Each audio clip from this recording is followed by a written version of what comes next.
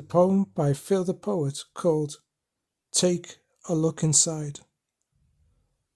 Open the rustic casket and take a look inside. What do you see?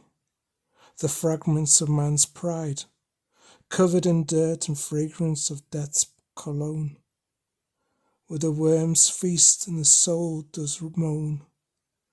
Roots and bones share an earthly accommodation. A death certificate becomes your final graduation. Laughing in the face of death, now you are silent as the grave receives another dubious client. Names engraved in stone fade with dust of time. A requiem echoes from the church bell's chime, piercing the sky with the choir of weeping crows.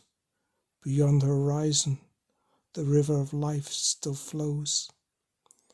Stepping among the shadows to take a look, skim the lines like a stone across a gentle brook, while images flicker in the mist of a rising dawn.